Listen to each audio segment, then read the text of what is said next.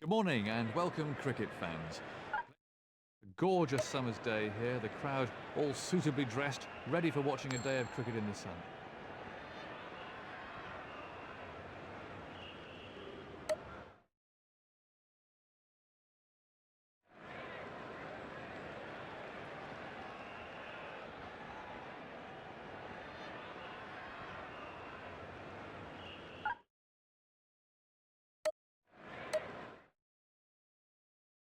Well, joining me in the commentary box for this match is Tony Gregg. You were out in the middle earlier, Tony. How does the pitch look? Good morning, everyone. This pitch is really super, an excellent cricket wicket. The groundsman's done a fine job. It's hard and fast, so the ball will come onto the bat nicely, but there's also plenty of bounce for the bowlers, with the ball carrying through the wicketkeeper comfortably at waist height. The wrist spinners will definitely enjoy bowling.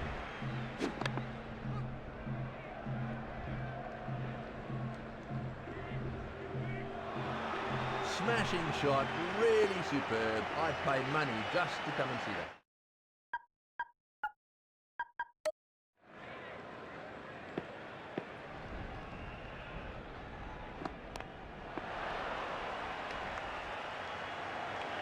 The runs off that delivery.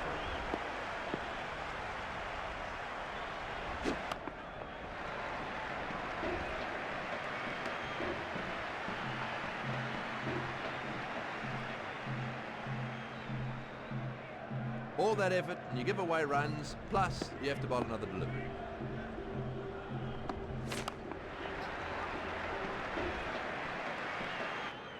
Too short, that's 4. The fielder hardly had a chance to move.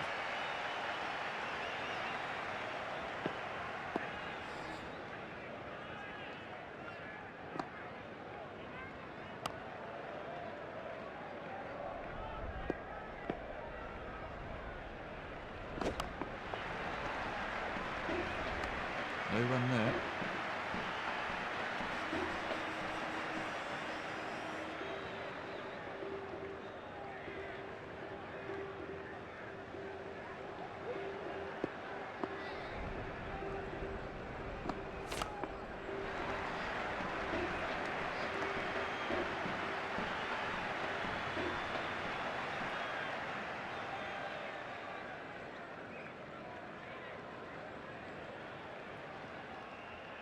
Nine runs off the over.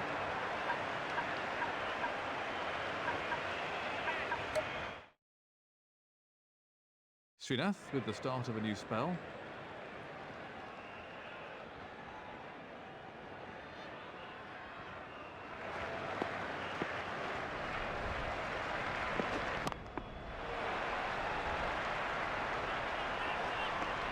No runs there.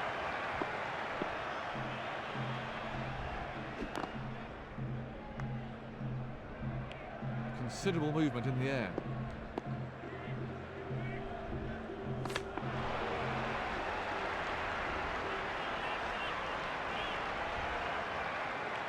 No runs scored.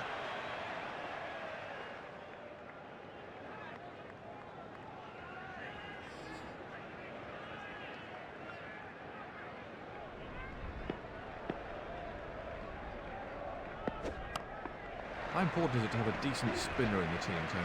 Well, it's vitally important. Australia have proved that. The Indians proved it for years and years. It's all they had, the spinners. But the ideal situation is to have a nice balanced team. And the perfect balanced team is to have 2 fast bowlers and a really top-class all-rounder and 2 spinners. That way you've got every base covered. You know, I think that when you look at this Australian team, when you have 2 bowlers like Warne, the spinner, and McGrath. The left-hander to start a new spell.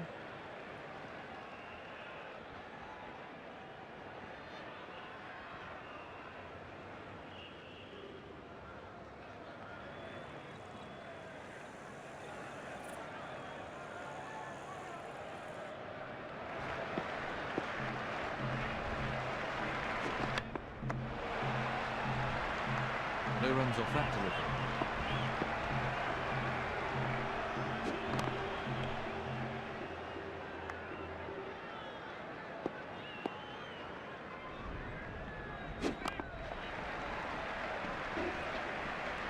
What What do you think makes a great number 3 then, Tony? You hear often people talk about the best batsman in the side being the number 3. I don't agree with that at all. I think a number 3 has got to have a lot of the qualities of an opening batsman. He needs to handle a new ball well. And he needs to be one of those guys who likes to, he doesn't mind winning it straight away. I think the best batsman at the time has been probably more often than not number 4s. I think of the likes of Brian Lara, middle order batsman, Gary Sobers. So I don't concur with the view that number 3 is to be the best player, but he needs to be a good, solid player and have the qualities in him.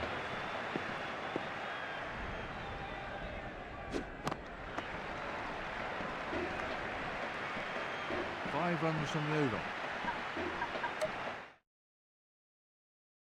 Zahir to start a new over.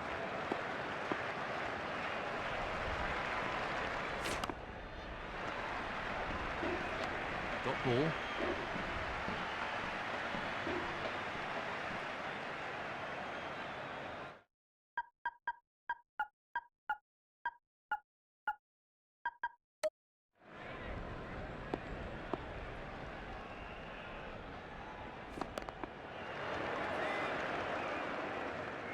Physical fitness is a major part of modern cricketers' training regime. What impact do you think this has had on the game? I think it's had a huge impact. Guys are getting fitter and fitter. Things like their diet, the intake of water, you see, which, we never concentrate on any of that sort of stuff. No doubt that players these days are decidedly fitter than we used to be. Sometimes they're fit in the wrong areas, I've got to say. At the end of the day, if you're a bowler, you need to be fit for bowling, not for running an outfield. So, that I think is something that they just need to watch. But it's very important.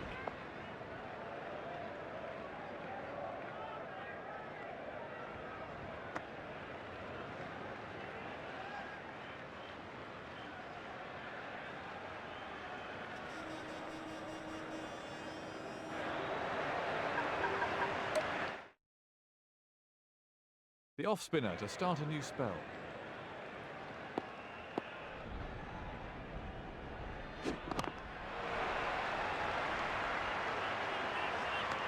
No runs scored.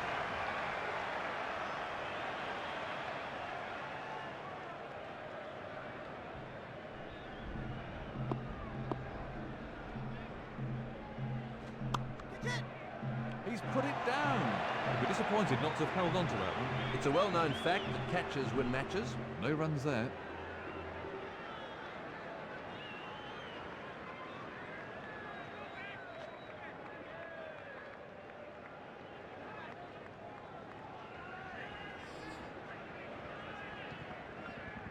How much have Australian Test wickets changed since you were playing, Tony? Well, they've changed quite a bit because of the introduction of World Series cricket and some of those drop-in pitches. I think we're getting back on track now. The Perth wicket's back to what it used to be like. There's a little bounce over there. The good thing about Australia is that the pitches around the country are all a little different. They've got their own characteristics. Brisbane hasn't changed much. That's much the same. Perth, back to what it used to be like, nice and bouncing and fast. Melbourne's still not quite as hard as it used to be. It doesn't die quite as much, and they're trying to get a bit of pace into that one. Adelaide's exactly the same as it's always been. And Sydney, well, it's not quite the wicket it used to be. It used to be a fantastic wicket for everybody. It was I think, one of the best cricket wickets in the world. But that's I think, understandable. We can talk about wickets this year, and they can be different next year, so we should be a little patient. Harbhajan to start a new over.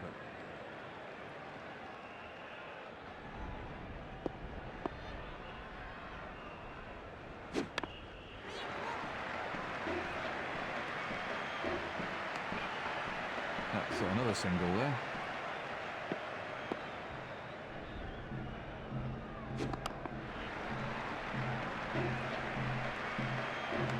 No runs off that delivery.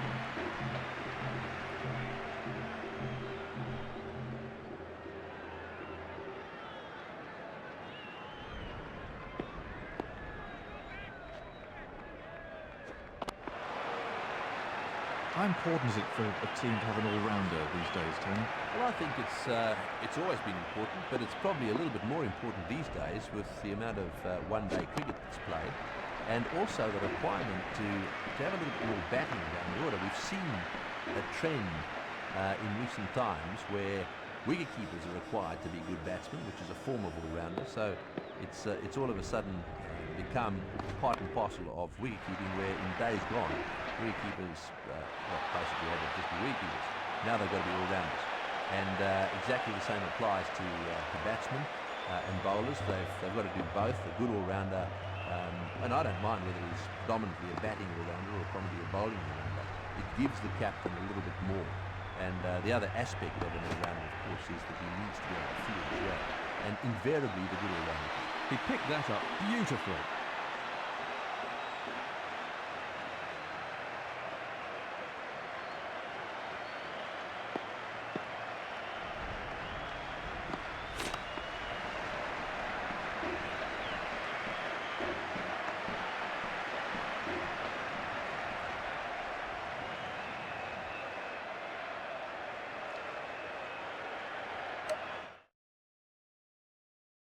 The off-spinner to continue then.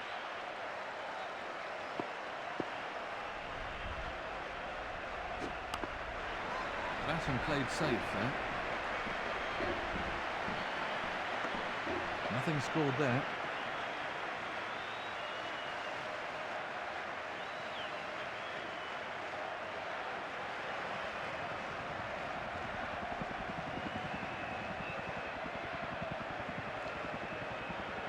We know that climatic conditions and the condition of the ball both play a part in generating swing. But would you say that movement in the air is predominantly generated by the bowler's grip or the overall bowling action? Well, in my experience, what you can do to a kid is give him a brand new cricket ball, and if he runs up and keeps the seam straight, his action will dictate whether he's an outswinger or an inswinger, as long as the seam is upright. And so if he's got the right grip and he runs up with a new ball, he will have a ready-made action. The ball will either swing in or out. And so I think it's more to do with the action than anything else. Then it's a question of how he develops that. And the only advice I'd ever give anyone who found that they were either an inswinger or an outswinger would be to stick to that, as opposed to trying to bowl a ball that swings in and then one that swings out, because what happens then is you end up bowling all the straight balls. No ball.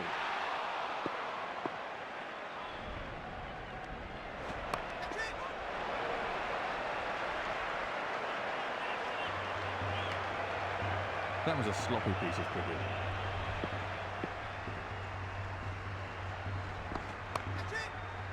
Gone.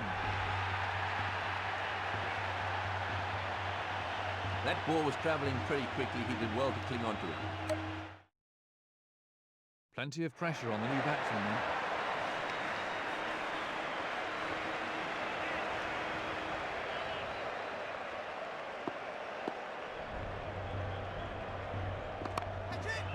He's gone for nothing. That went straight down the fieldsman's throat. The batsman would be kicking himself. Let's have a look at that in slow motion. New batsman at the crease now for Australia. Zahir Khan to start a new spell.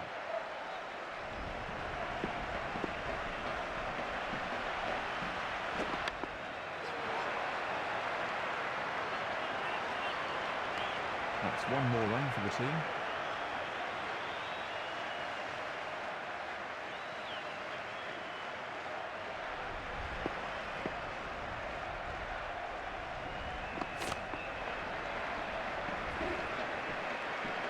You witnessed Brian Lara's maiden Test century against Australia, didn't you, Tony?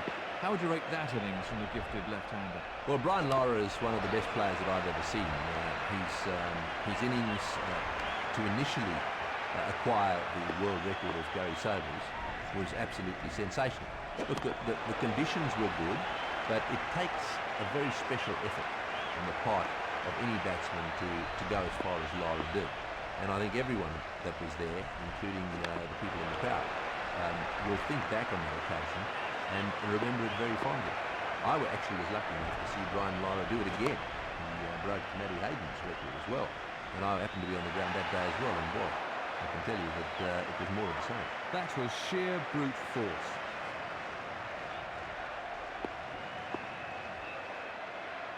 That's 8 runs taken from the over. Srinath with the start of a new spell.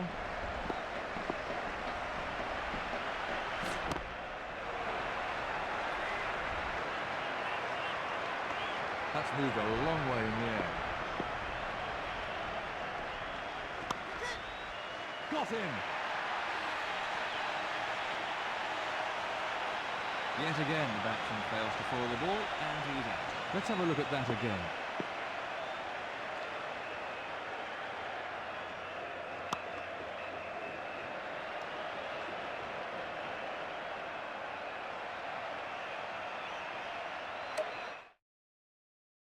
The new man in can't afford any lapses in concentration here.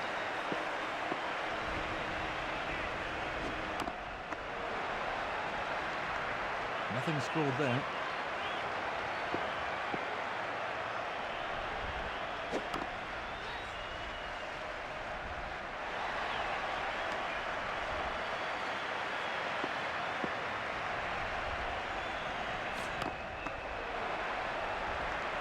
No runs there.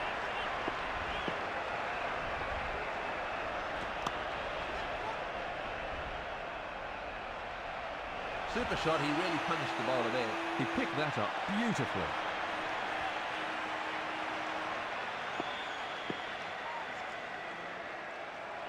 That's the end of another over. So, this is the final over.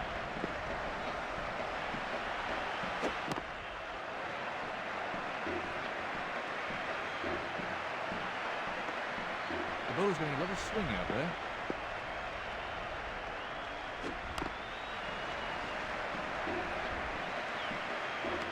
That's swung a long way.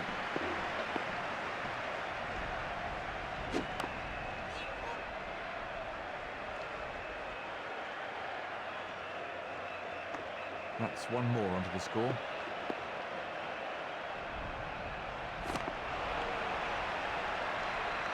No runs off that delivery.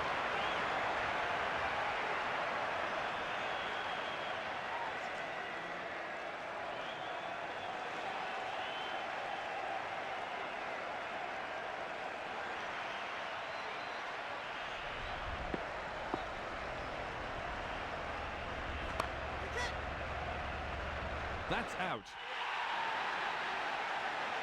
A momentary lapse of concentration has cost him through.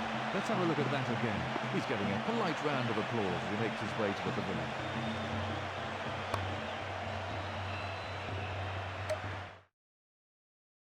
The left-hander at the crease there.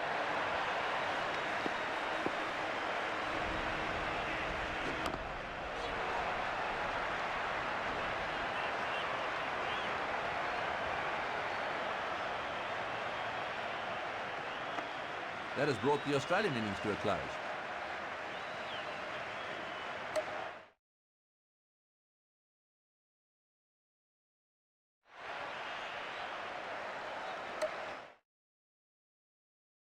The captain should really be attacking right from the start of the first innings, as early wickets are crucial.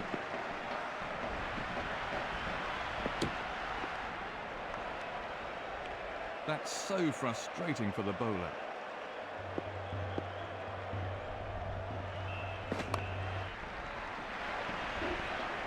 Great shot. He got into a perfect position for that shot. Head over the ball, weight forward. That was a really classy shot.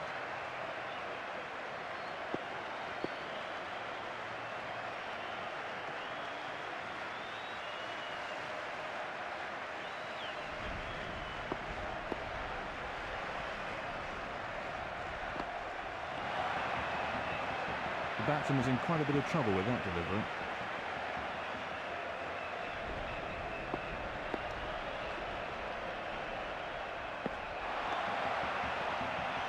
No runs off that delivery.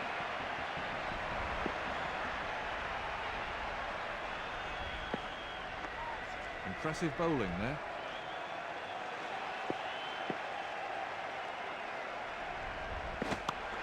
Played off the back foot. That's in the air, and it's cleared the rope. He hardly seemed to hit it, yet it sailed over the ropes.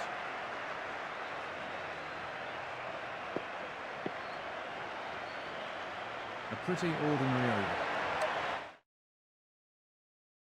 The quickie to start a new spell.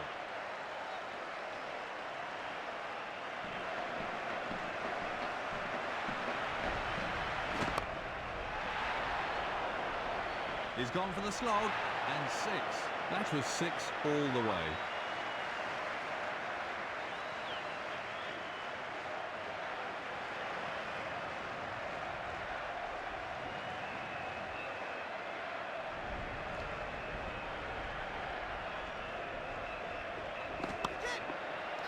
Batsman played safe, though. Got ball.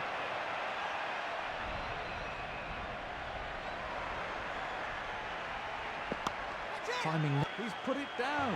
Catches win matches, put them down at your peril. He really made a mess of getting to that one. He didn't actually get near it in the end. Another single.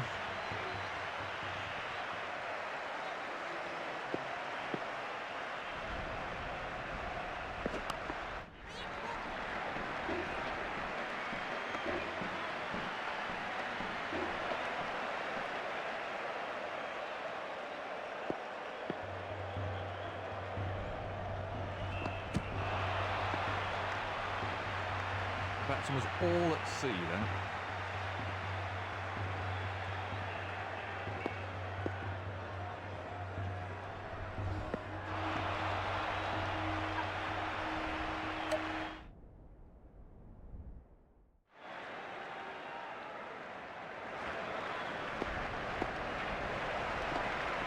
The batsman was absolutely bamboozled by that one. Mix up here, he sent him back. No run there.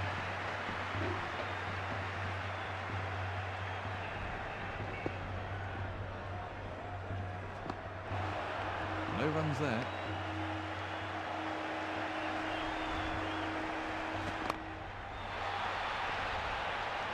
Everyone had to take cover in the stand there.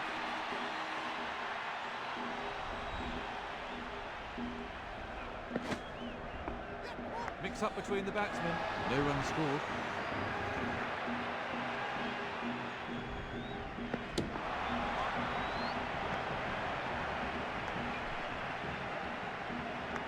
That's 7 off the over then.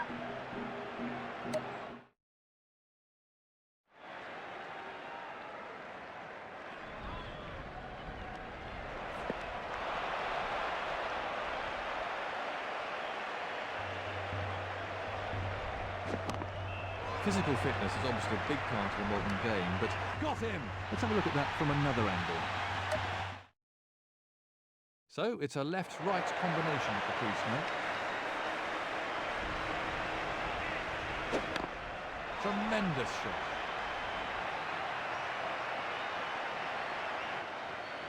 That's raced away for 4.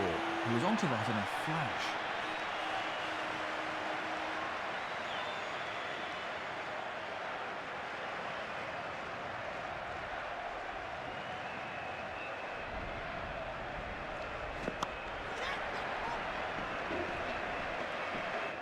That's raced away too. He's certainly not hanging around.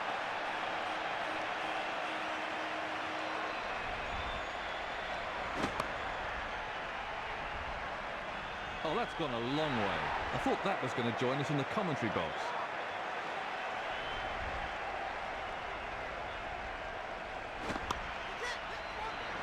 Gone. Well held by the fielder. That took a long time to come. I'm sure the new batsman will look to play himself in. The off-spinner to start a new spell.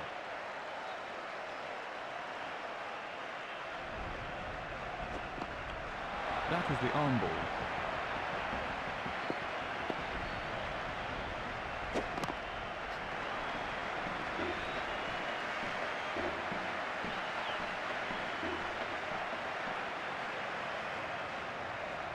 How much has the Test game changed since you were playing international cricket, Tony?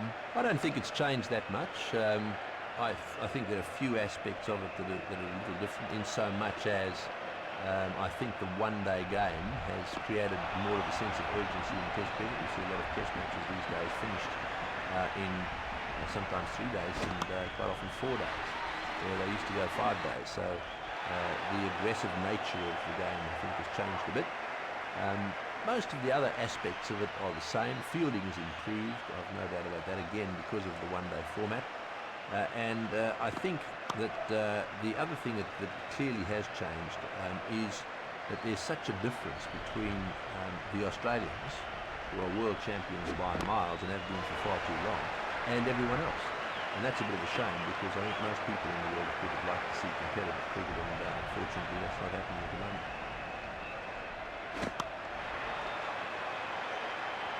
Oh, well held by that spectator.